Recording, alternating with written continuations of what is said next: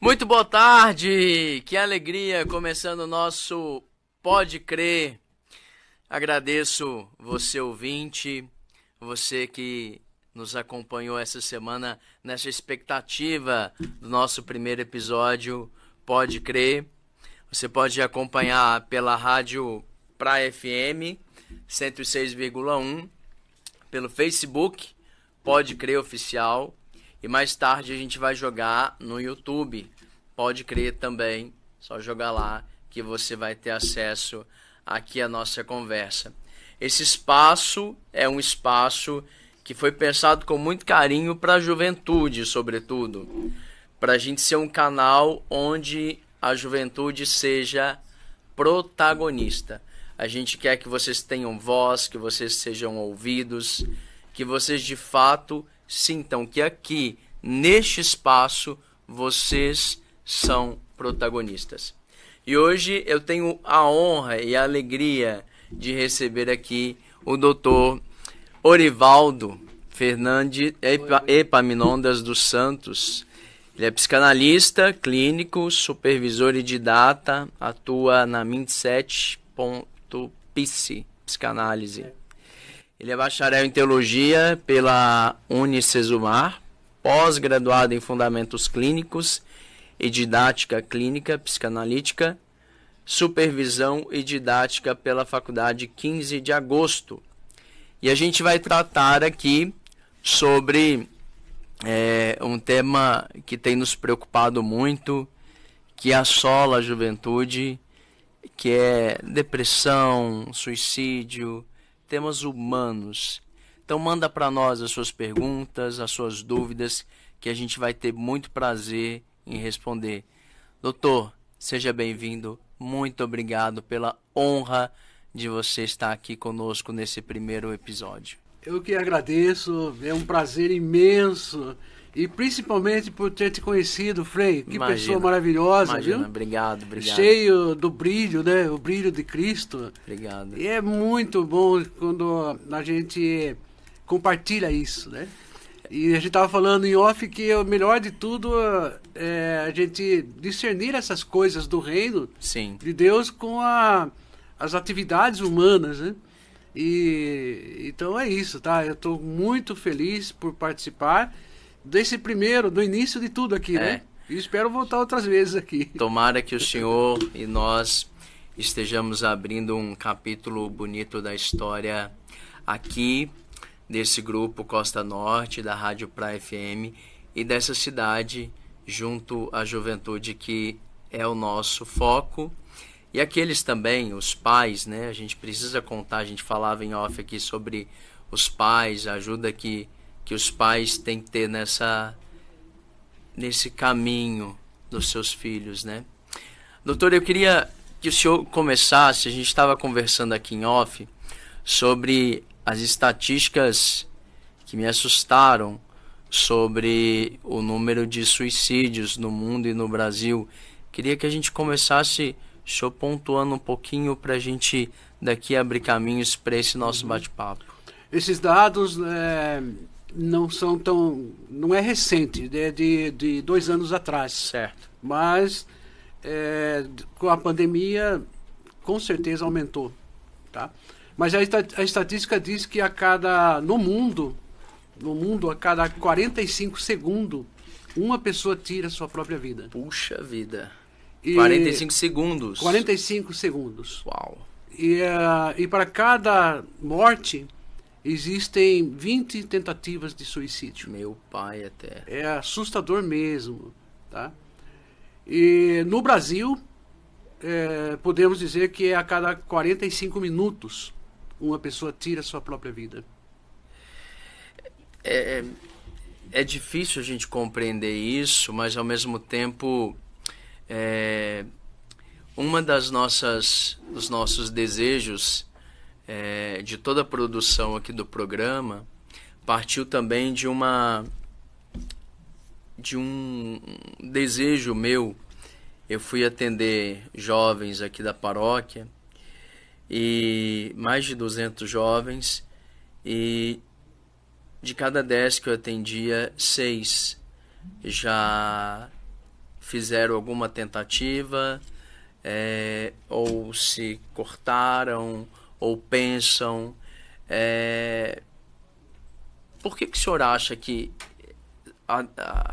esse pensamento suicida, que pode vir aliado à depressão, por que o senhor acha que hoje, entre os jovens, isso é mais forte?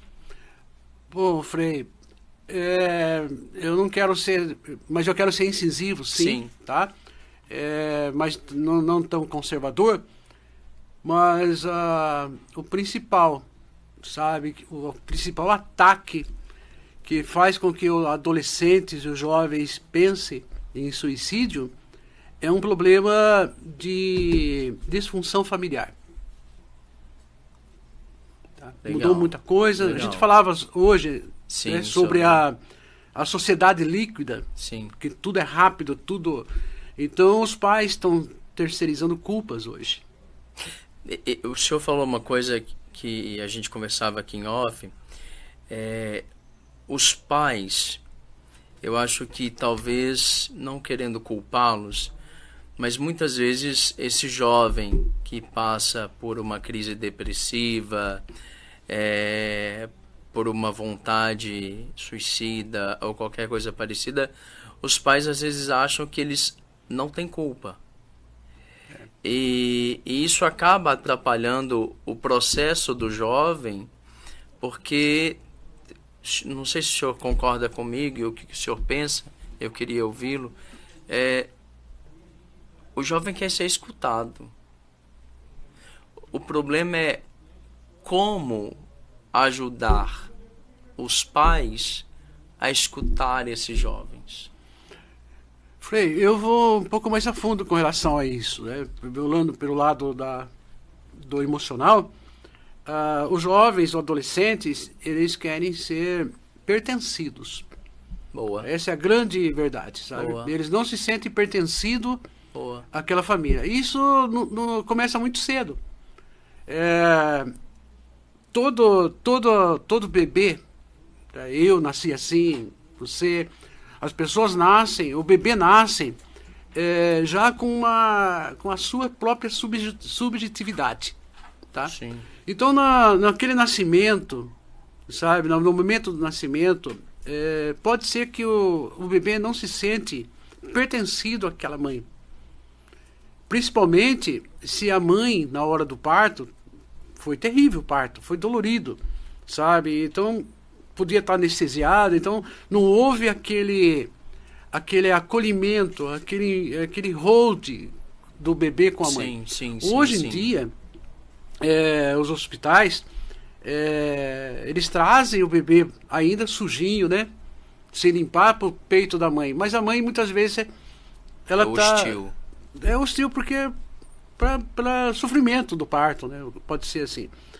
Mas mesmo assim, por mais que a mãe faça esse hold, a subjetividade desse bebê pode não se sentir pertencido para essa mãe.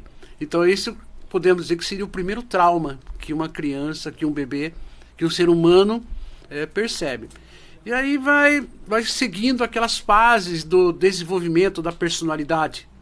Sim. Que são as fases psicossexuais que Freud fala, que é a fase oral, fase anal, fase fálica, os complexos que a criança passa a ter, né, no transcorrer do seu desenvolvimento. E essa subjetividade é que vai fazer com que a pessoa se sinta pertencida ou não. Tá? Como que ela enfrenta esses desafios?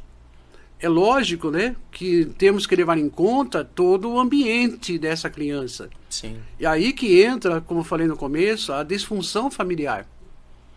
O que uma mãe e um pai hoje faz? Não é nem, eu falei culpa, mas pode não ser mesmo a culpa. Mas é a falta de entendimento. Então, numa palavra, a gente poderia dizer que para a gente conseguir trabalhar com a juventude, para que ela se sinta protagonista, pertencente, não só à família, mas o lugar que ela vive, a gente deveria tratar primeiro os pais, a família? Em conjunto. Tá? Porque hoje, eu falo por experiência de consultório. Sim. Os adolescentes que me procuram, eles não vêm por vontade própria. Eles são trazidos. Trazido pela mãe, porque disse que o menino como que se diz? Desconcentrado, rebelde, desobediente, né? E só faz aquilo, ou então ele fica trancado no quarto o tempo todo. Então a mãe percebe que a criança, o adolescente está com um problema. O pai percebe que esse menino ou menina estão com problemas. Então eles trazem os pais. E quando você começa a trabalhar com esse adolescente, nós percebemos que precisa trabalhar o conjunto todo. Sim. Porque vem de uma disfunção. Sim. Eu vou dar um exemplo bem prático. Imagine a criança, ela não reconhece o não. Quer dizer, o não existe. Então a mãe, a criança quer subir no sofá. Certo. O que a mãe faz? Não pode. Não pode. Mas a mãe explica. Não. Por que não pode? Não. É difícil, né? Então a criança vai tentar, porque o superego dela, quer dizer, o senso de que pode e que não pode, está sendo formado dentro dessa criança. Tá? Então ela vai acreditar, a criança vai perceber que a mãe é o opositor dela. Sim. Tá? Mas ela não está nem aí, ela vai continuar. Depois que entra um outro papel, sabe, que seria que traria o senso de realidade, que poderia ser a função do pai, tá? Ou pode ser invertido esse papel, que vai trazer o senso de realidade para a criança. Por quê? Porque a criança é desejo puro. Eu quero subir no sofá. Sim. Se ninguém proíbe, ela vai tentando. Mas se alguém chegar lá e explicar por que não pode, trazer como que se diz, um meio termo para ela vai compreender esse ambiente. Então, ela vai aprender a enfrentar os desafios da vida dela. Mas hoje em dia não acontece isso. Até porque acho que nós somos herdeiros de uma cultura que não aprendeu isso. Os pais não aprenderam, pegando lá os meus avós, a minha mãe já deu um passo à frente, e a nossa geração um passo ainda maior, mas esse não, ele é dito de forma incisiva e não se sabe explicar de forma didática como que aquela criança, aquele não, pode se tornar um sim de uma forma madura, de uma forma compreensiva, porque os pais ou a cultura que nós herdamos ainda não aprendeu sendo bem realista, a pais que não aprenderam ainda a ser pais. Exatamente. Eu tenho uma proposta que eu levo pelas igrejas, para as pessoas em si, né? Certo. Aqueles que pretendem casar. Certo. Noivos. Certo. Antes de você casar, antes de vocês tomarem essa decisão do casamento, faça pelo menos 10 sessões de terapia. Terapia deveria começar ser uma das cadeiras de ensino médio, sei lá, porque terapia é salvadora, é curadora. Nessa terapia de casais, né, para noivos, pelo menos na linha da psicanálise, sim, nós vamos apresentar toda essa situação da função familiar e sim, não a disfunção, sabe? Sim. Por exemplo, imagine uma criança de 3 anos, certo, tá, entrando na cozinha, na hora do almoço, o almoço está quase pronto. Ela entra na cozinha, vai para a geladeira, abre a geladeira, porque ela já sabe abrir. Sim. Ela pega o Danoninho. Certo. O Danoninho, né? Certo. Querendo fazer propaganda, merchandising. O que a mãe faz? Não pode. Não, Naninho não. Certo? Aí o que a criança vai fazer? Birra. Ela vai chorar, ela vai espernear. É a situação da criança subir no sofá, né? Vamos supor que nessa hora o pai entra na cozinha. Certo. O que o pai poderia fazer nessa hora? Vamos supor que ele ficasse do lado da mãe e falasse assim, não, não pode. Não pode, você tem que obedecer a sua mãe. O id da criança, quer dizer, que é o desejo puro, né, onde estão, o id nosso é o caos. Sim. É desejo, é prazer a qualquer custo. Ok. Esse já está formado ali dentro da criança. Agora, o senso de que é proibido, que não pode, está sendo formado. Então, nesse caso, o que acontece com essa criança? Ela vai crescer de que forma? Uma criança que achando que nada pode na vida dela. Por quê? Porque não tem as duas partes que ela ama, é proibido. É o sensor, é aquilo que é proibido para ela. Então, como que ela vai desenvolver a mentalidade dela do que pode e que não pode? Se o id dela for mais forte, ela vai romper isso daí. Então, ela vai ser afoita. Ela vai enfrentar os desafios de uma forma perigosa, porque o mundo vai proibir as coisas para ela. Mas ela acha que pode. Por quê? Porque os pais proibiram de uma forma Sim. incisiva. Então, vai ter um problema de personalidade. De caráter, inclusive. Ela vai ter problema na fase adulta. Agora imagine que o pai entrasse na cozinha naquele momento e fosse contra a mãe. Pegasse, desautorizasse a mãe na frente da criança e dá o danoninho para a criança comer. Certo. O que vai acontecer com essa criança na fase adulta? Ela vai ter dificuldade de obedecer a autoridade. Sim. Sérios problemas com a autoridade.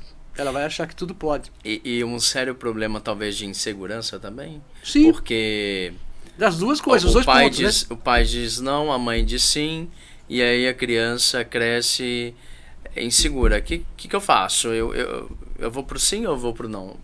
Tá correto? Exatamente. É aquela pessoa que vai ficar sempre sentada no muro. Sim, isso. Ela não vai ser uma pessoa assertiva. Sim. Ela vai ter problema com a assertividade. Por que eu vou decidir se um diz sim e o outro diz não? Depende aí também do quanto de afeto ela está colocando numa mãe e quanto ela está colocando no pai. Quem vai ter maior peso? E isso pode gerar uma dúvida. Então, o que seria o ideal? Vamos pensar assim, no que seria ideal para essa criança, então. É alguém que chegasse naquele momento, que poderia ser o pai, e trouxesse o senso de realidade para ela. Não pode por isso. Não só trazer a questão do não pode, mas eu tenho um exemplo bem simples, tá? E se o pai chegasse naquele momento e na frente da mãe, conversando com a mãe, certo, falasse assim: meu bem, meu amor, vamos fazer o seguinte, vamos abrir esse danoninho, a gente pega uma colherzinha, vamos dar para nossa filhinha experimentar na frente da criança.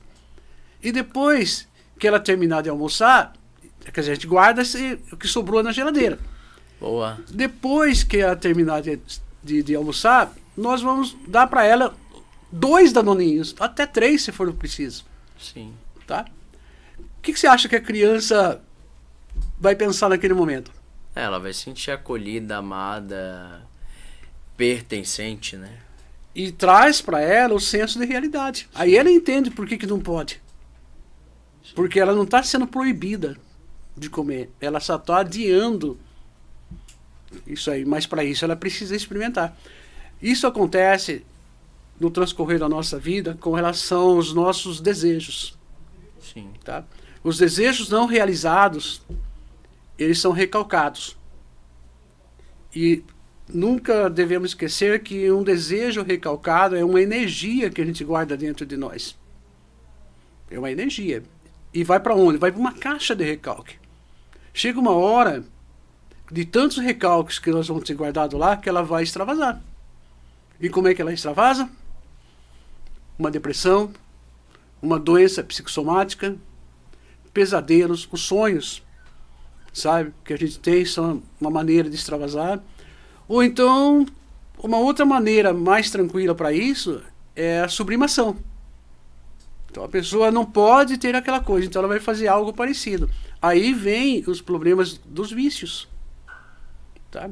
O desejo, então ela vai para onde? Ela vai para uma muleta, vai colocar uma muleta, que são os vícios. seja nos jogos, seja na cocaína, seja na bebida, seja na pornografia, na masturbação e outros vícios. Então, percebe o que desencadeia uma disfunção nessa fase psicossexuais de uma criança? Sim, e o senhor tocou num ponto que é fundamental, sobretudo, eu imagino que o senhor tenha muito mais experiência do que eu de consultório e de atendimento. Eu vou fazer ainda 7 anos de padre, então, mas eu escuto muitos adolescentes com problemas na sexualidade, né? A sexualidade, ela é um ponto vital na vida do ser humano. Mas, vamos citar como exemplo a masturbação. A culpa que esses jovens sentem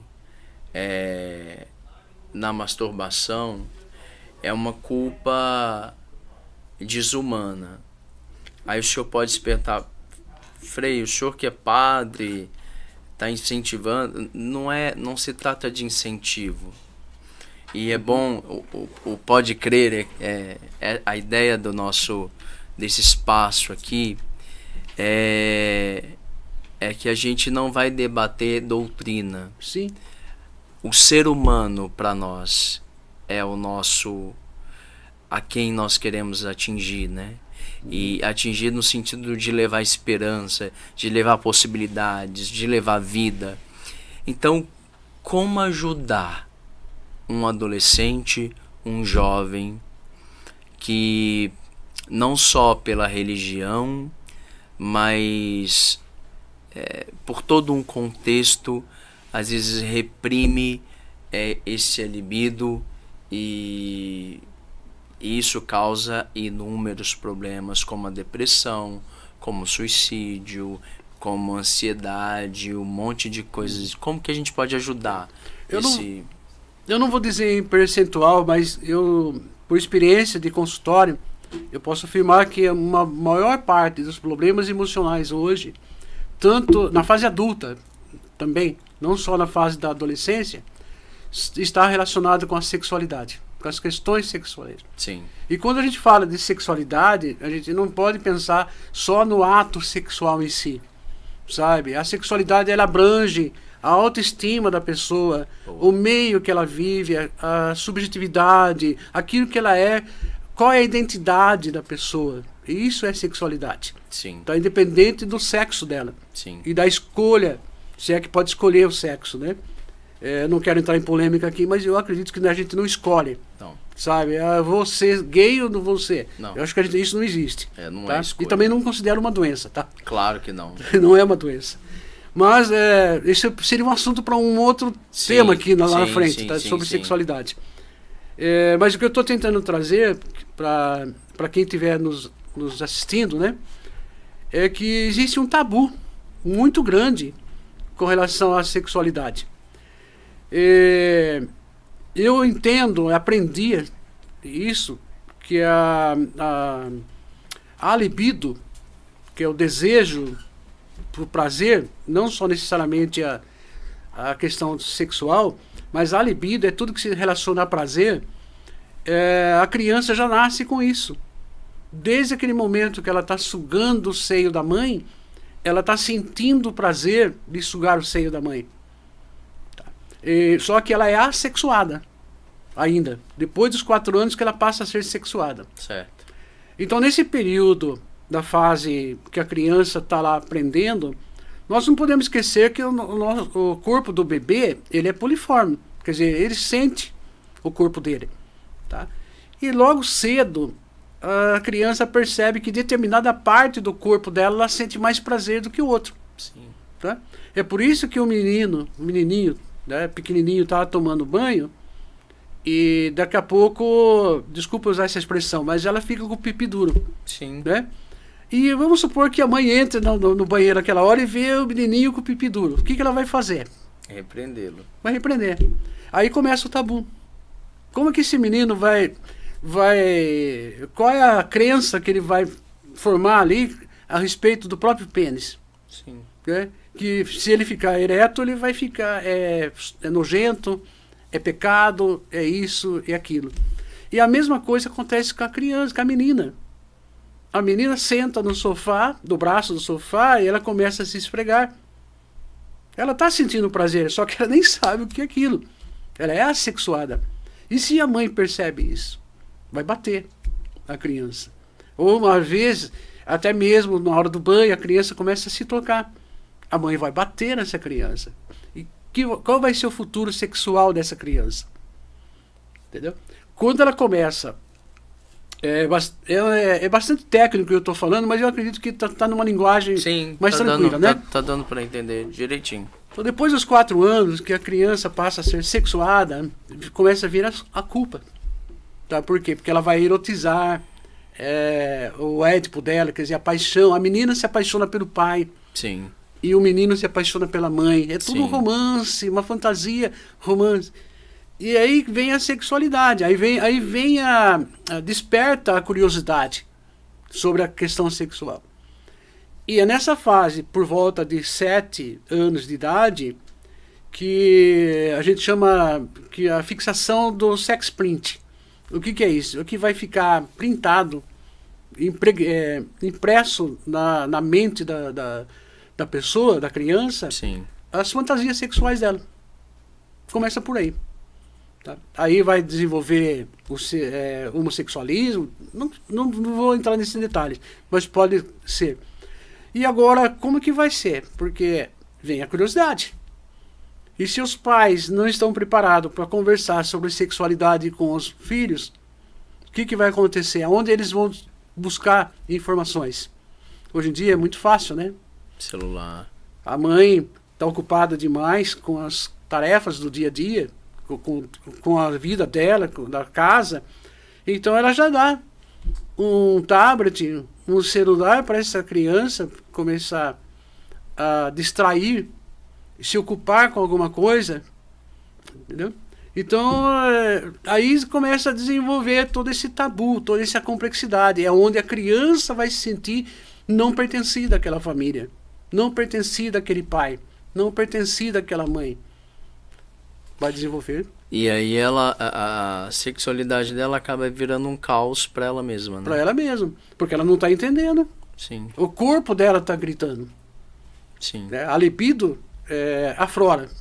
A libido aflora. E aí, o que ela faz com essa libido? Sabendo que é proibido, ela vai buscar informações com as coleguinhas, com os coleguinhas, na internet e uma série de outras coisas. Então, aí começa todo o nosso problemas.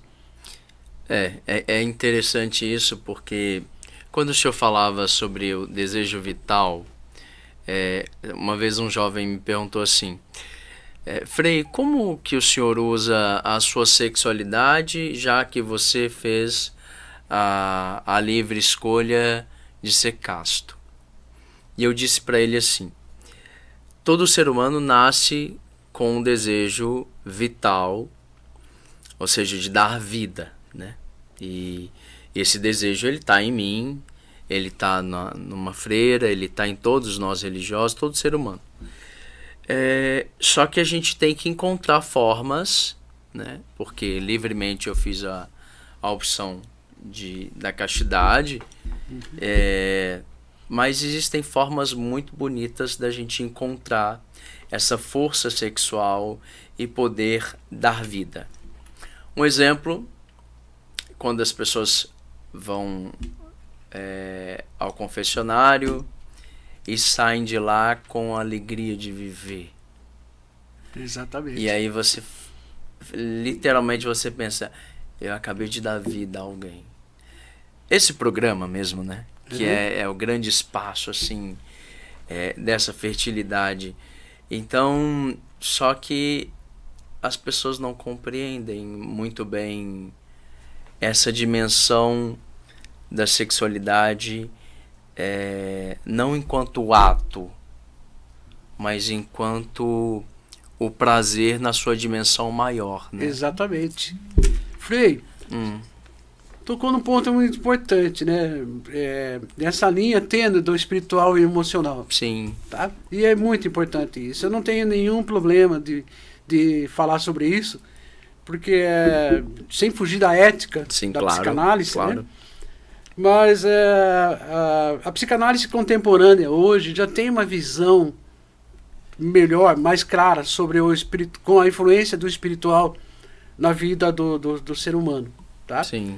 Até que a ortodoxa ainda considera isso um tabu. Sim. Tá? Mas vamos ver, já que nós estamos falando de tabu hoje, né, vamos pensar o seguinte. Vamos quebrar o tabu.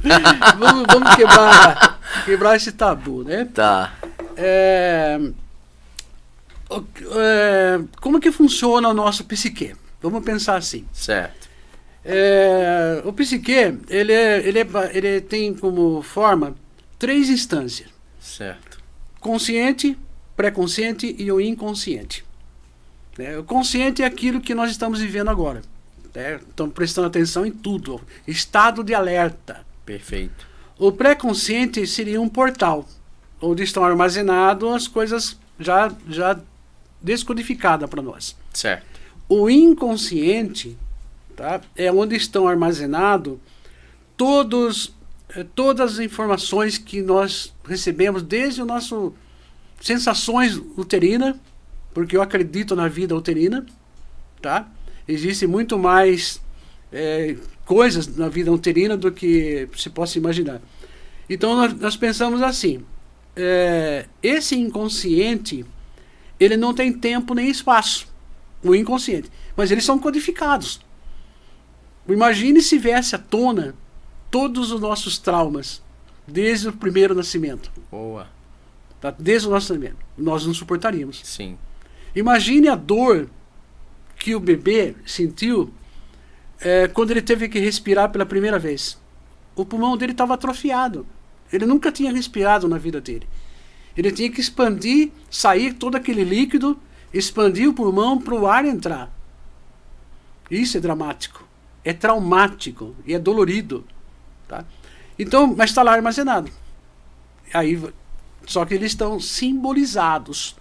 Tá? E o pré-consciente é que traz a descodificação, vamos dizer assim, para o nosso consciente.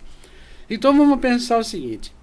Eu, particularmente, eu acredito que o Frei também pensa assim, que todos os recursos que nós precisamos para se dar bem na vida já está dentro de nós. Nós nascemos com a essência divina. Muito bem, muito lindo. Nós nascemos com isso. Muito lindo isso. Tá? Então, por que nós não... Uns têm sucesso na vida e outros têm uma vida medíocre? Sim. Tem a ver com a subjetividade? Sim. Mas a forma como ele lidou com esses complexos, com essas frustrações. E nós temos 2 pulsões dentro de nós, que nascemos com ela também, que é a pulsão de vida, que é a essência divina, e a pulsão de morte. Sabe esse bebê que quando teve que respirar a primeira vez, qual foi a primeira sensação que ele teve? Que ele ia morrer. É a pulsão de morte. Que interessante, eu nunca tinha pensado nisso. Frei, imagine que eu e você, nós passamos 9 meses no lugar mais seguro do mundo. Sim. Não precisava, faltava alguma coisa? Nada. Precisava respirar? Se alimentar? Nada. Esticava o bracinho, estava acolhido para aquele ambiente. Eu costumo dizer que o útero da mãe é a extensão do céu. É onde você não sente falta de nada. Que bonito isso. Você não sente falta de nada. Só que completou 9 meses, você não saiu de lá porque você quis. Se você nasceu de parto natural, você teve que passar por um canal estreito. Você foi exprimido nesse lugar. Sim. Se você nasceu de cesariana, você foi arrancado desse lugar. Sim. Eu nasci de fórceps. Sabe o que é fórceps? Sim. Foi arrancado. Aquele aparelho.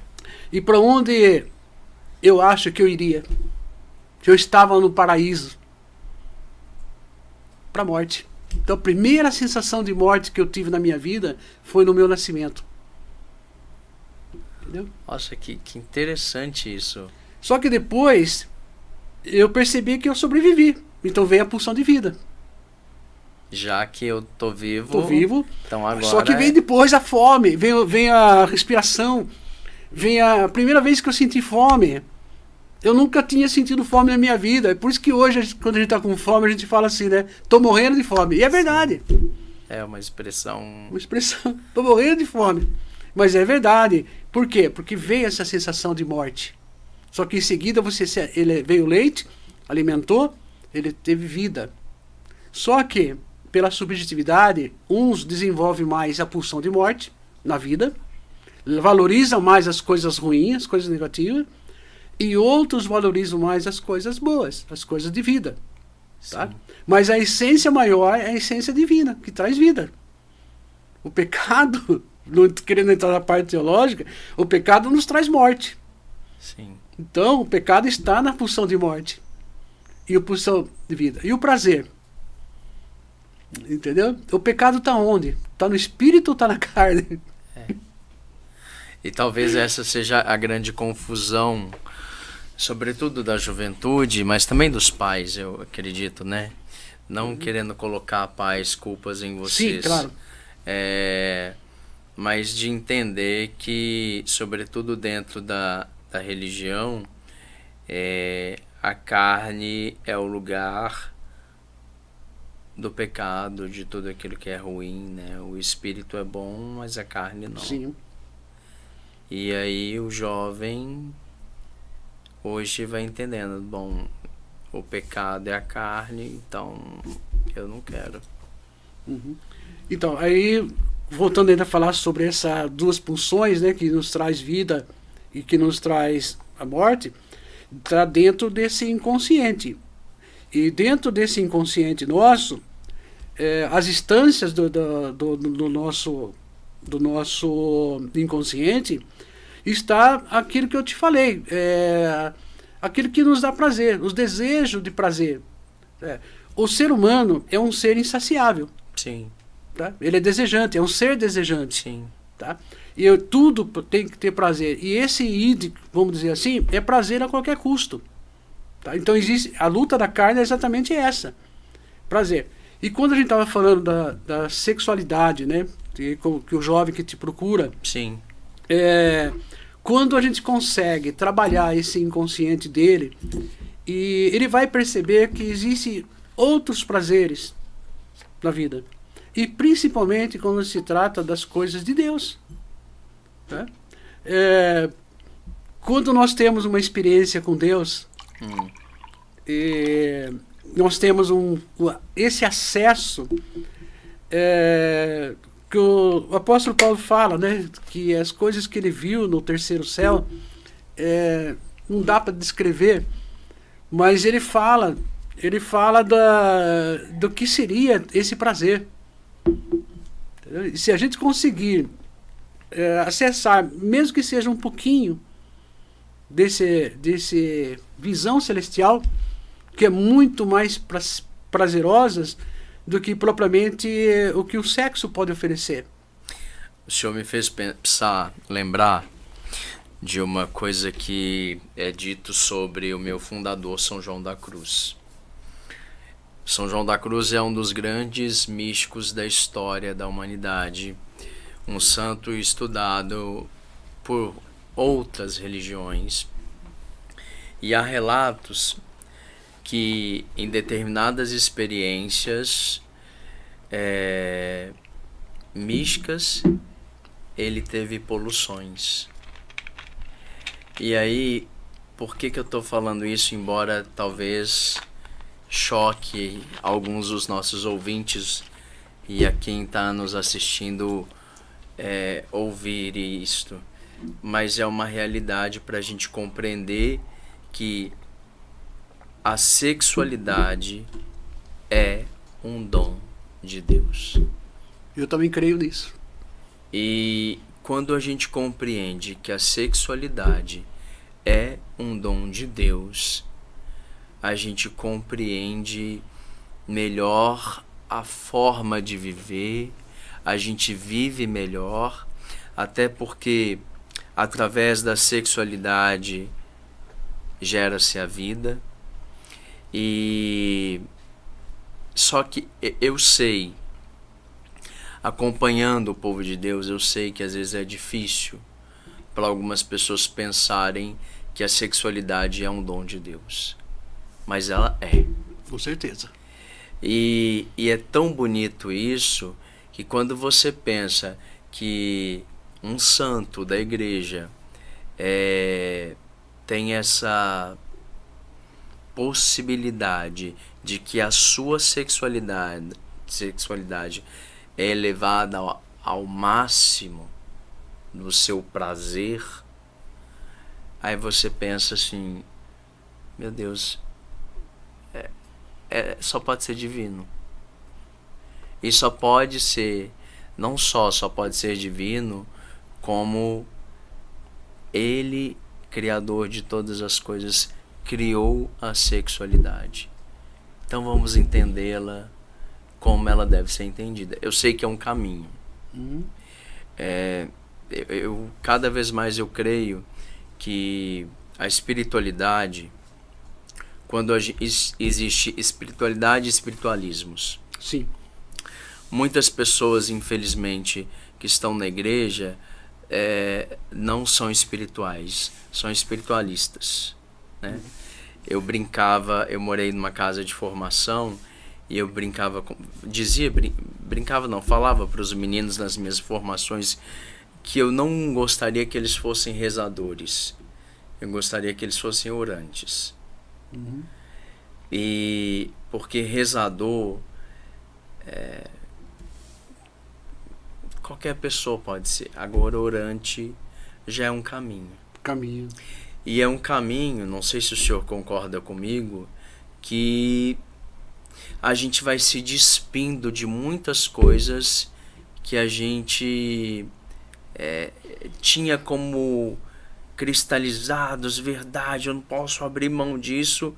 E aí quando você faz uma experiência com Deus, você fala assim, não, eu posso abrir mão, porque isso não é essencial. Exatamente. Não sei se o senhor concorda. Quebra os padrões de convicções, né? Você acaba as suas crenças limitantes, vamos colocar assim.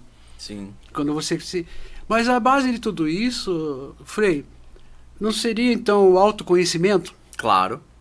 Quanto mais você se conhece, mais você assume o controle da sua vida. Santa Teresa, minha fundadora, fala: não há oração sem autoconhecimento.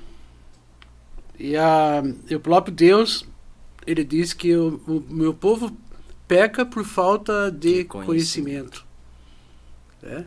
E eu vou um pouco mais além com relação a isso, sabe? Não querendo polemizar também, mas existem duas situações que nós vivemos hoje. Certo. Tá? Uma é a identidade e a quem nós pertencemos. Explica melhor.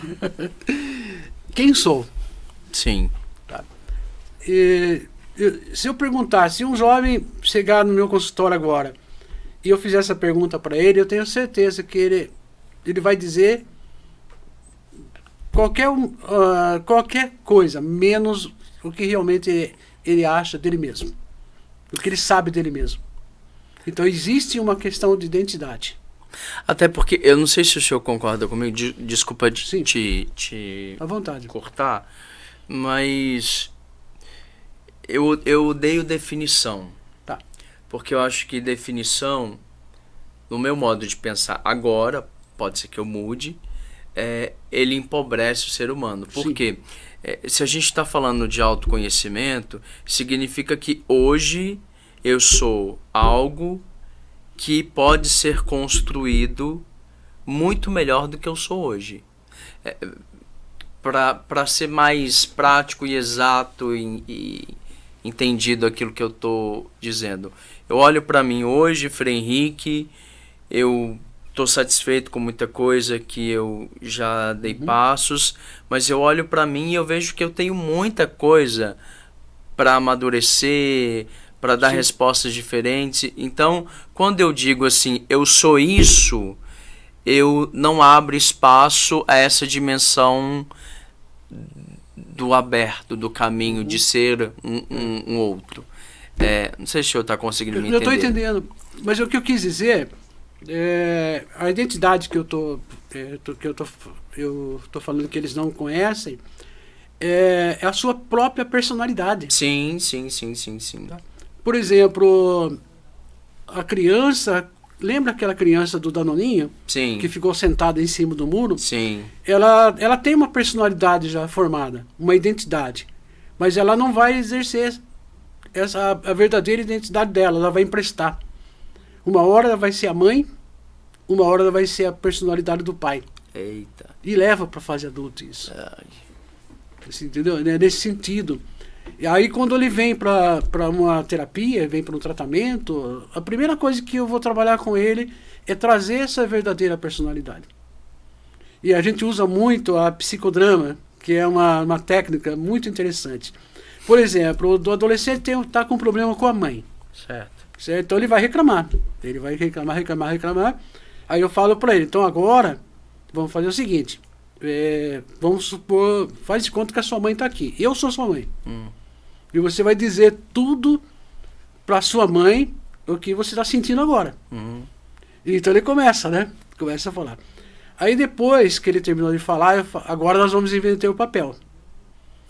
Eu vou ser você e você vai tomar o meu lugar aqui da sua mãe. O que a sua mãe falaria para você agora? Quer dizer, uma confusão eu colocaria na cabeça dele, né? O que a sua mãe vai dizer para você? Mas se coloque no lugar da sua mãe. A inversão do papel. Entendeu? Aí ela começa a falar as coisas da mãe e começa a defender a mãe. Interessante isso. Aí você percebe que ela está usando a identidade da mãe. A mãe está sendo um espelho.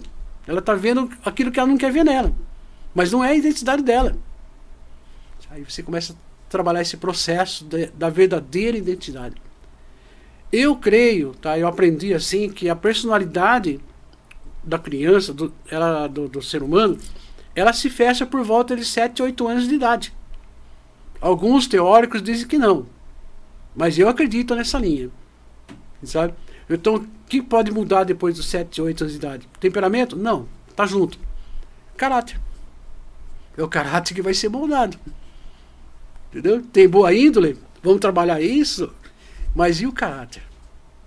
O caráter hoje vai influenciar a vida da pessoa. Você pode ter uma personalidade forte, sua própria. Mas se você não tiver um bom caráter, para onde você vai desviar essa personalidade? Sim. Entendeu? Sim. Agora, se tem um bom caráter, ou então se está procurando, na conversão, né? Quando um jovem desse se converte a Cristo, qual é a primeira coisa que Cristo faz, né? Que ele vai trabalhar? O caráter da pessoa, não é isso? O caráter cristão. E se ele topa, independente da personalidade dele, ele vai desenvolver isso. Sim. Então, essa é uma questão, a identidade, né? Nesse sentido, da personalidade da pessoa. E a outra situação é o pertencimento. Nós já falamos aqui. A quem eu pertenço? É esse pai, essa mãe? Isso falando de uma forma humana. Mas e o pertencimento espiritual? A quem eu pertenço? E não tem outro meio caminho, né? Ou você pertence a Deus ou pertence ao diabo.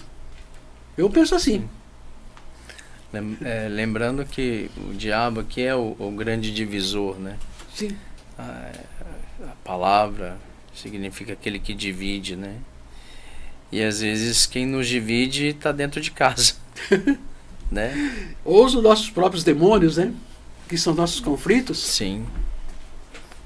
Dentro dessa situação que eu coloquei hoje, desejo puro, o sensor, que são os nossos princípios morais, éticos, cristãos, dentro de nós, e o senso de responsabilidade.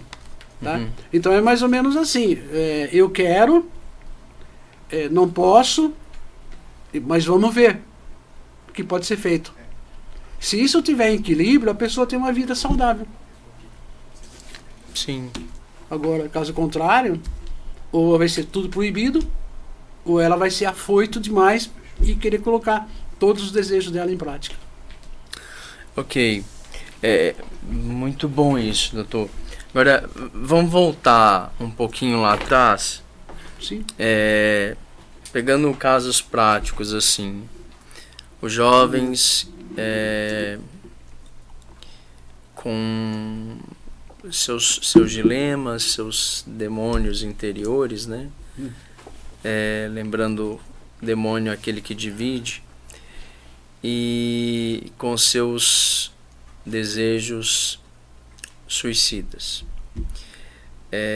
Lembrando que eu acho que a gente tem que tentar também separar que o desejo, às vezes o pensamento suicida, não necessariamente a pessoa quer tirar a vida, né? Ela quer afastar o problema, a dor, que naquele momento ela está. Mas o que a gente pode oferecer a este jovem hoje de forma concreta? Não sei se é muito abstrato eu perguntar isso, mas o que a gente poderia oferecer a esse jovem, além do caminho terapêutico, não sei. Não precisa ser nenhum especialista. É lógico, né, que dependendo do caso precisa de ajuda profissional.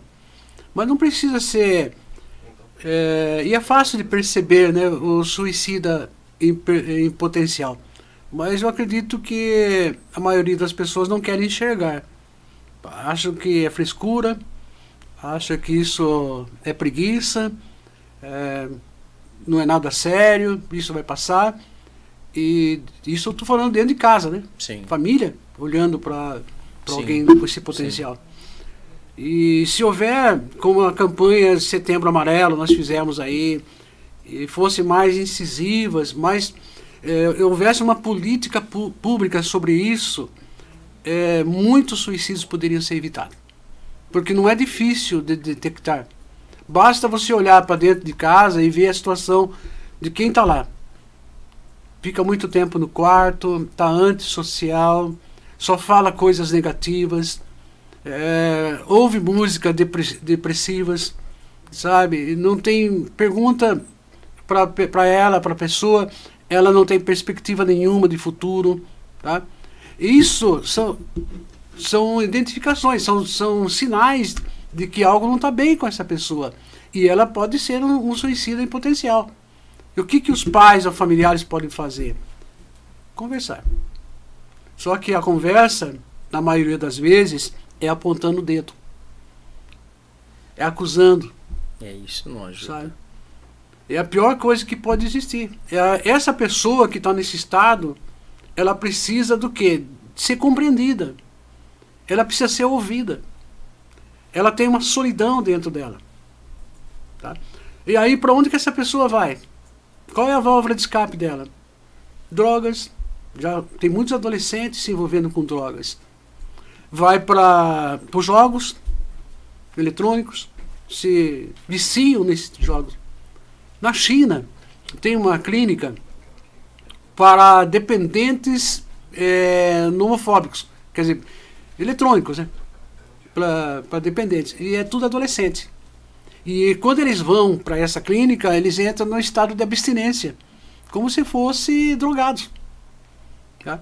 E uma pesquisa foi realizada entre eles e ficou constatado que a maior dificuldade, que a maior dor desses adolescentes, através de bilhetes que eles mandavam, né, é a solidão. Jovens e adolescentes se sentindo só dentro de casa. Família com 10, 12 filhos, mas ele se sente só. Engraçado que isso é muito comum, doutor. Eu escuto muito isso nos meus atendimentos. A pessoa se sente só. Ninguém me ouve. Ninguém me ouve. Esse é o grito dos nossos jovens e adolescentes. Por quê? Porque quando o pai ou a mãe vai conversar com um filho desse, ela vai apontando o dedo. E é uma das coisas, a pior coisa que um adolescente quer ouvir, né, se a mãe descobre que ele está depressivo, a última coisa que ele espera ouvir da mãe ou do pai é: você vai sair dessa, eu já passei por isso, tirei de letra, você vai, olha pro fulano que também passou por isso, olha onde ele está hoje. É a última coisa, a pior coisa que você pode falar para alguém que está deprimido. E também tem uma coisa que eu me causa um desespero grande é o preconceito que existe com as pessoas que têm depressão. Primeiro, ela própria. Eu já ouvi muita gente dizendo assim: ah, isso é falta de Deus, isso é falta de oração. Exatamente. Essa pessoa não está rezando direito, ela não põe Deus na sua vida. Eu queria que o senhor explicasse para nós. Tá claro que não é falta de Deus. Com certeza. A Bíblia fala sobre a depressão, né? A gente vê vários episódios. Elias teve deprimido lá na caverna. Sim. Né? Nós vemos vários exemplos de depressão. Mas como que a Bíblia trata a depressão? Jesus, andando com os seus discípulos, ele disse... ele dá um exemplo do que existe, né? Os sãos não precisam de médico. Sim. O próprio Senhor reconhece a existência de médicos, de profissionais da área da saúde. Tá? O problema de tudo isso é que a doença emocional, ela não é visível. Ela não pode manifestar através de um câncer, claro que pode. Pode uma doença psicossomática, sim. Pode. Mas a maioria delas, ela é invisível. É lá dentro Sim. da pessoa. Entendeu? Então, como é que você vai tomar remédio, medicamento, para uma coisa que você não está vendo? Eu falei para um paciente esses dias que ele não queria passar pelo psiquiatra, porque precisava ser medicado. E nós não medicamos, quem medica é o psiquiatra. Ele falou, não, jamais eu vou tomar remédio. Eu falei, mas e se fosse um câncer? O que você faria? Então eu vou tomar, vou seguir direitinho. Eu falei, então, e se eu disser para você que se você não se cuidar, tá, esse câncer vai avançar na sua mente? Ele se assustou. Mas a gente tem que pactar. Sim. E é assim que as pessoas enxergam a depressão. É assim. E os religiosos, né? Sim. Eles acreditam que Deus vai curar. Sim. E Deus cura. Eu acredito que Deus é poderoso para curar. Mas Ele não vai fazer a parte do que a pessoa tem que fazer. E muitas vezes precisa o quê? Procurar médico. Precisa procurar. E Deus cura também com as ferramentas que nós temos, que é o auxílio da medicina. Que é o auxílio... Vocês, psicanalistas, psicólogos, psiquiatras... O problema é que talvez ainda exista muito preconceito com relação a... sempre quando eu vou indicar a alguma pessoa um tratamento psicológico, psiquiátrico, eu vou cheio de dedo, assim, porque sim, dependendo da pessoa, tem gente que claramente precisa, mas eu não falo porque eu sei que eu vou agredi-la de alguma forma. E há outras pessoas que têm uma liberdade maior, e aí eu explico por que eu indicaria uma terapia. Mas as pessoas têm um preconceito porque acham que terapia é para coisa de gente doida, né? E não é, né? Doido é aquele que rasga dinheiro na rua, né? Ou come cocô. Mas um esquizofrênico, por exemplo. Vamos falar de transtorno rapidinho, né? Vamos. Transtornos mentais e emocionais. Borderline, transtorno borderline, bipolaridade. Aliás, Frei, existe uma confusão aí com relação à bipolaridade, tá? Eu queria que o senhor explicasse, muito bom o senhor tocar nesse assunto, qual que é a diferença entre o borderline e a bipolaridade? Sim. A borderline tem muitas características do bipolar. Certo. Tá? Só que o borderline não existe meio termo. Não tem, ou é 8 ou é 80. Ou ele está muito ruim, muito triste, ou ele está muito feliz. Seria isso? Ele está num estado neurótico, no momento neurológico, o que é? Mania, fantasias, amoroso demais, dependente emocional demais, é um estado deprimido, tá? Essa é a parte neurótica. O estado psicótico é onde manda tudo para o ar. Ele é explosivo, ele passa a ser vingativo, ele passa a maquinar as coisas, é o lado agressivo da psicose, né? Então esse é o borderline. Certo. Tá? Mudança de humor, claro, né? Tá morrendo de amor por alguém agora, Daqui a pouco ele tá odiando essa pessoa. E enquanto ele não se vingar dessa pessoa, ele não vai sossegar. Esse é o borderline. Certo. O bipolar, por incrível que pareça, não é aquela pessoa que muda de humor todo dia. Hoje tá bem, amanhã tá ruim. Isso aí é o transtorno é a variação de humor que a pessoa tem do seu estado até neurótico, pode ser. O bipolar é aquele que passa 6 meses no estado deprimido, fica neurótico, é melancólico, pode ser aquela situação de dependência emocional, fica melancólico, né? E outros 6 meses ele passa eufórico. Esse estado de euforia passa a ser até fantasioso. Ela vai assim no ápice, que está tudo bem, que está tudo em paz. Daqui a pouco, 6 meses, ela volta de novo naquele estado deprimido.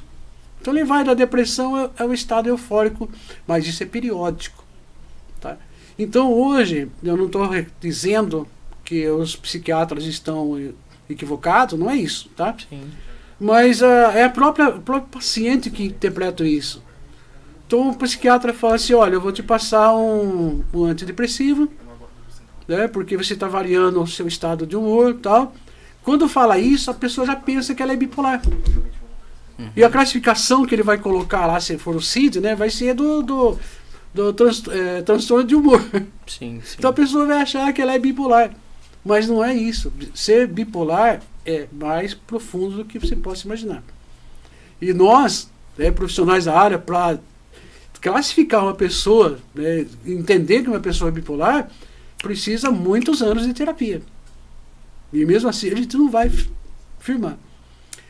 O mais comum hoje, tá, tem um avanço muito grande, é a esquizofrenia. O transtorno esquizofrênico está bem acirrado.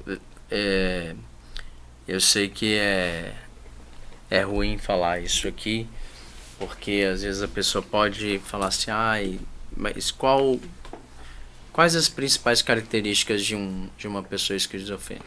O esquizofrênico, ele é um psicótico. E o psicótico, o que é? Ele cria um castelo no ar e quer que todo mundo vá morar dentro. E quem não for, é contra ele. Esse é o estado do psicótico. E o esquizofrênico, ele tem períodos psicóticos. É cíclico. De cada 5 anos ele entra numa crise psicótica. Ele pode até matar. Ele pode ser agressivo, porque é o mundo dele. Tá? E tem cura, remédio? Não. Não. Então, medicamento sim. Tratamento sim. Mas cura não. Tá, eu conheço esquizofrênico que está em alto nível numa empresa, tem uma vida praticamente normal. E quando vem as crises, vem com mais suavidade. Mas é remédio para a vida toda? Para a vida toda. Porque é um transtorno. Né? A depressão tem cura? Tem. Depende da depressão. Existe uma depressão que é uma patologia mesmo, né? Que ela vai ter que tomar medicamento para a vida toda. Sim. Sabe? Mas pode ser controlada. Sim. Tá? Existem transtornos que não têm cura. E tem transtornos que vai ser tratado e vai ser amenizado. E tem outros, dependendo do estado. O problema de tudo isso, Frei, é que o esquizofrênico, por exemplo, ele tem uma dificuldade muito grande para reconhecer esse estado. Então, quando ele está bem, ele não toma remédio. Ele acha que não vai precisar. Ele está bem, aí vem as crises. Agora, quando ele toma remédio, mesmo tendo essa consciência, é a mesma coisa de uma outra situação do dependente químico, né? Sim. O dependente químico, eles são extremamente inteligentes. Mas e para convencer esse dependente químico a ser medicado? Que ele precisa de uma desintoxicação. E a desintoxicação não acontece em casa. a maioria das vezes vai precisar ir para uma clínica. Aí, Ficar um tempo, né? Ele não vai aceitar. Ele não vai aceitar. Então, tratar com a saúde emocional é bastante complexo. Mas é possível. eita. É possível. Eu creio que, para mim, assim, uma das coisas que está clara na fala do senhor é que para a gente ajudar os jovens, a gente primeiro tem que ajudar os pais a ter uma linguagem de acolhida, Acolhimento. e para depois a gente conseguir chegar. Pode ser simultâneo, padre. Pode. Pode ser simultâneo. Tá? Se os pais trazem esse adolescente, esse jovem para tratamento ou buscar ajuda espiritual, é possível simultaneamente trabalhar a família. Entendeu? Mas trazendo essa consciência, né? O ideal é que fosse todo mundo junto. Todo né? mundo, a princípio. E que não houvesse esse medo, talvez, de somos todos doidos. Não. Não, tá sendo quebrado esse tabu, viu? Nesse último tempo aí, a própria mídia está falando bastante a respeito disso. Tem novelas, né? Falando sobre problemas de saúde mental. Tá desmistificando. Eu vejo que sim. Mas ainda temos que avançar muito, Sim. sobretudo no campo religioso, né? Mas eu vejo que sim, há um caminho, por exemplo, até entre nós religiosos, a minha geração, nós tivemos acesso à terapia, né? Uhum. E eu comecei a minha formação em 2004, mas antes de 2000 era muito mais difícil o acesso à terapia. Sim. E tal. E eu creio que, sobretudo para nós religiosos, a gente tem que estar são para cuidar dos outros, né? Sim. A gente tem que estar inteiro, né? Claro. Tem que estar com a nossa terapia em dia. E tem até uma série de uma...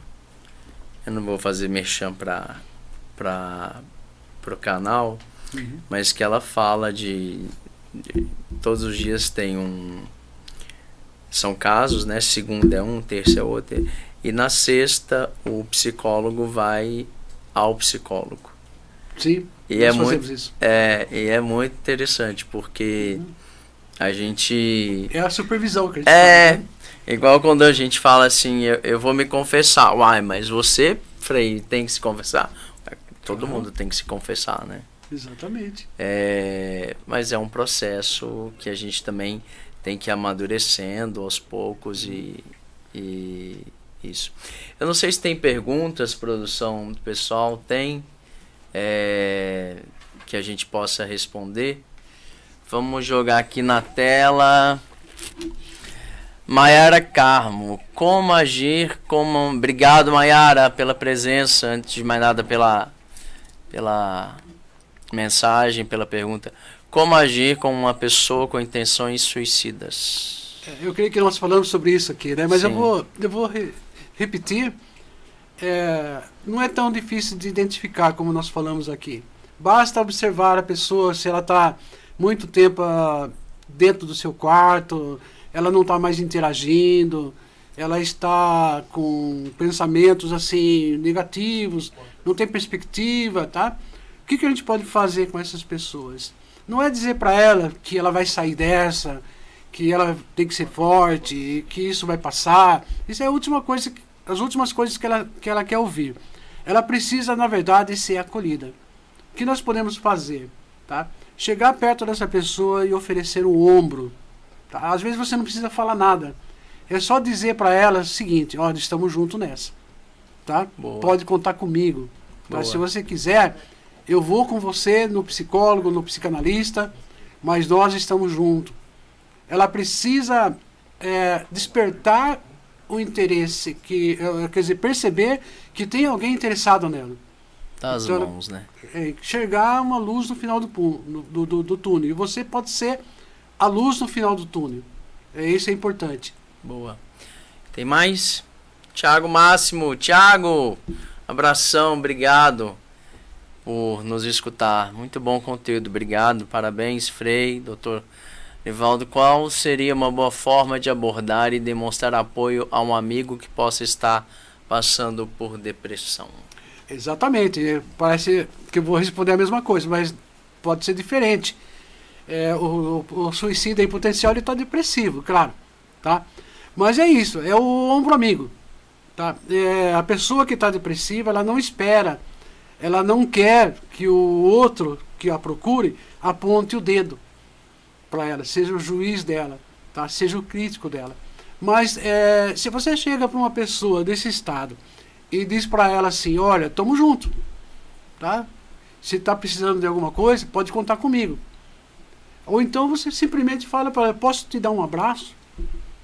Esse abraço pode valer muito mais do que 1 milhão de palavras que você, porque ela só precisa disso, ser acolhida, tá? Uma técnica que nós usamos na terapia, lógico, aí já é de caráter profissional, é fazer com que a pessoa se sinta à vontade no ambiente. Agora, você vai lá na casa da pessoa que está depressiva, ela está no ambiente dela. E se aquele ambiente é hostil, ela não vai se abrir com você. Então leva ela para dar um passeio, leva ela para caminhar na praia junto com você, vai andar de bicicleta com ela não vai querer, mas fala, olha, vamos tentar fazer alguma coisa assim, e nessa caminhada junto, nesse passeio, seja lá o que for, é onde ela vai se sentir pertencida a você, aí você tem progresso. Bem, obrigado, Tiago, obrigado, Maiara. Tem mais?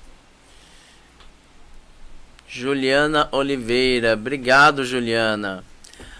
Além do apoio psicológico, como conseguir acolhimento religioso para problemas emocionais? Boa pergunta. Contigo, Frei. Além de apoio psicológico, como conseguir acolhimento religioso para problemas emocionais? Eu creio que eu parto sempre da acolhida. Eu tenho diante de mim um ser humano. Que eu tenho que acolher, ouvir, ser o máximo que eu puder misericordioso. Eu tenho uma máxima na minha vida que eu procuro levar muito a sério nos atendimentos. Eu estou ali para levar esperança a essa pessoa. Então, acolher, Juliana. Acolher você. E eu tenho certeza que o acompanhamento psicológico e o espiritual caminha junto. Quando eles caminham, quando a pessoa escolhe caminhar junto com esses dois pilares, ela consegue avanços incríveis. Eu tenho testemunhos muito bonitos disso. Então, Juliana, é o acolhimento de você, da sua dor, dos seus dilemas, para a gente levar isso para Deus e caminhar juntos. Obrigado, Juliana. Tem mais pergunta? Marília Carmo. Muito obrigado, Marília. Doutor, há casos em que alguém entra em depressão, mas que não saiba o gatilho? Sim, a maioria. A maioria dos casos de depressão a pessoa não sabe. Os gatilhos, talvez acho que ela quis perguntar a fixação. De onde surgiu isso? Sim. Que gatilhos nós temos o tempo todo? Sim. Né? É difícil, aí é só mesmo com tratamento, né, com ajuda profissional que vai poder identificar. O senhor tinha dito, desculpa te cortar, o senhor tinha dito lá atrás que a gente pode chamar isso de gatilho, os traumas que vivemos na infância, sim, né? Podem ser gatilhos, né? Pode. Mas o que acontece? A nossa mente trabalha com neuroassociação. O que significa isso? Imagine uma pessoa que entra no lugar e sente um cheiro.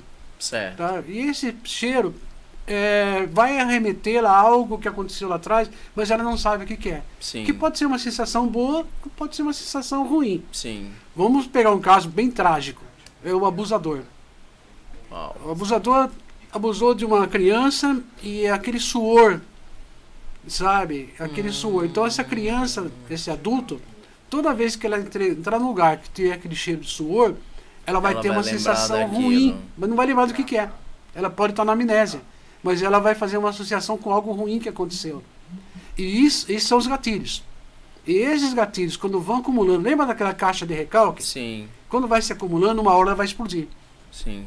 Aí vai levar a pessoa ao estado catatônico, um depressivo, e aí na terapia que nós vamos desconstruir tudo isso daí. Porque a psicanálise, ela trabalha com a desconstrução. Nós trabalhamos, lembra do inconsciente, aquele que está lá registrado? Sim. Nós vamos ajudar a pessoa a desconstruir esses traumas. Fobia, por exemplo. A gente trabalha... Sabia que a fobia, toda fobia, ela pode ser desconstruída? Como? Né? Trabalhando com a desconstrução. Né? Indo lá a fundo. Com a terapia também. Com a terapia. É. Kátia Caroline, obrigado, Kátia. Quando o tratamento necessitar de medicamento, pode causar dependência? Pode, tá? Mas tem um detalhe. Se ela tiver um acompanhamento psicanalítico ou psicológico, tá? O próprio psicólogo, o próprio psicanalista vai trabalhar isso com ela.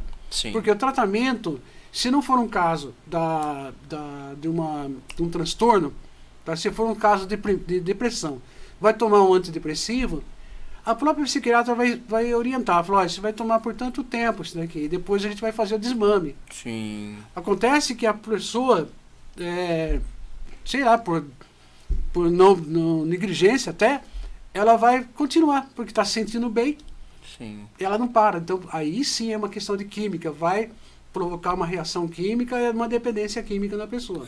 E às vezes o próprio psiquiatra, ele pode trocar o remédio, né? Porque... Para não viciar. Né? Eu já vi casos assim, a pessoa estava viciada em um remédio, e aí o psiquiatra falou assim, ó, nós vamos trocar esse remédio por este outro, que tem o mesmo efeito, mas que não causa dependência.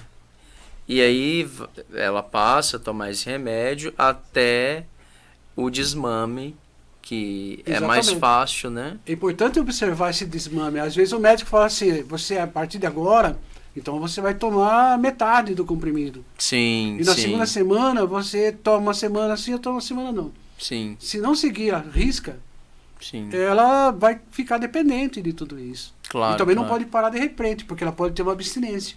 Claro.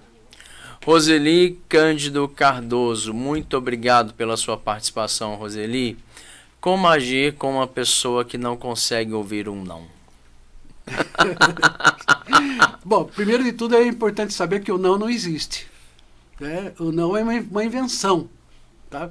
Porque, por exemplo, se eu perguntar, Frei, não pense na cor, se eu te falar, não pense na cor vermelha. Já pensei. Pensou? Já pensei. Então, e por que é tão difícil, né, a pessoa entender esse não? Tem outros complexos por detrás de tudo isso, através do não. Tá? Assim como tem pessoas que têm dificuldade de dizer sim, né? de dizer não. Sim. Né? Tem pessoas que têm dificuldade para dizer não. Tá? Mas isso só é possível entender a causa, o que está por detrás dessa pessoa que não consegue ouvir não. Provavelmente ela está dizendo aquela pessoa que se revolta, rebelde. Sim. Então ela, não existe o não para ela. Sim. Então não tem freio. Então ela não sabe lidar com os seus conflitos. Tem que trabalhar isso com ela. Ok, próximo tem? Não tem. Muito bem. Doutor, nós estamos chegando ao final do nosso programa. Deliciosa conversa. Eu agradeço muito mesmo. O senhor tem uma forma muito clara, gostosa de ser ouvida, de ser compreendida. E eu agradeço muito a Deus por ter colocado você aqui hoje, no nosso primeiro episódio, e de uma delicadeza, de uma gentileza, de uma simpatia muito grande. Eu queria que o senhor deixasse para o pessoal, o senhor pode falar aqui para essa câmera,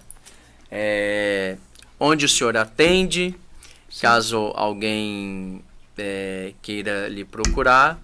E o senhor também vai lançar um livro, né? Sim, já. Queria que o senhor falasse um pouquinho dele. Bom, eu atendo aqui na Rafael Costabre 558, na clínica Mindset, tá? E nosso telefone é 13, nosso WhatsApp, 13 99611 8575. E acabei de escrever, já está na edição, aliás, está no pré-lançamento já. Através desse WhatsApp você já pode fazer a sua reserva. O livro chama-se Estamos em Obra. Eu trago aí uma perspectiva de um pouco muito mais, né, do que nós falamos hoje, a respeito dessa linha tênue entre o espiritual e o emocional. E ali também tem meu testemunho de vida, aquilo que eu sou, por que eu escolhi essa profissão, tá? E eu só queria fechar fazendo uma colocação para vocês. A psicanálise, em essência, é a cura pelo amor. E quando eu descobri isso, por que eu decidi ser psicanalista? Porque antes de eu ser psicanalista, eu era um homem espiritual. Me envolvi com tantas coisas nesse mundo, mas um dia eu tive um encontro real com Jesus. E eu descobri que para ser um servo de Deus, a primeira coisa que deveria estar no meu coração era compaixão. Compaixão pelas almas, pela vida. E foi por isso que eu me despertei, né, para a psicanálise. Eu estive à frente de igrejas, fui pastor de igrejas, e um dia Deus falou para mim que Ele me daria um grande rebanho. Sabe? Eu falei, pô, como assim? Então você é pastor de uma grande igreja? E, passar do tempo, eu descobri que eu tenho um rebanho hoje. Tá? Então, eu exerço o meu sacerdócio cuidando da vida espiritual e a vida emocional das pessoas. É isso. Muito bem, doutor. E uma coisa muito legal desse primeiro episódio é que nós temos um padre e nós temos um membro atuante de uma religião, um pastor, né? Um pastor. E isso é muito legal. É um sinal de que a gente pode caminhar juntos. Com certeza. E quando a gente une forças, sobretudo pelo povo de Deus, pela juventude, a gente consegue ir mais longe. Eu declaro que me apaixonei por você. Obrigado. Obrigado mesmo, de coração. Que Deus abençoe o senhor. Amém. E a sua caminhada. E nós vamos nos encontrar mais. Com certeza. E a vocês que nos prestigiaram com a presença de vocês aí, nos vendo, ouvindo pela rádio 106,1. Nós agradecemos. Agradeço mais uma vez Costa Norte, a nossa produção aqui, os meninos que estão aqui. Tem muita gente aqui por trás das câmeras. Agradeço e nos envie suas sugestões, seus feedbacks para a gente cada vez fazer melhor para vocês. Espero que tenham gostado. Eu particularmente gostei muito. Me apaixonei. E foi uma experiência muito legal. Um grande beijo, até o próximo episódio. Fiquem com Deus, que Deus abençoe a todos vocês e a todos nós. Tchau! Beijo.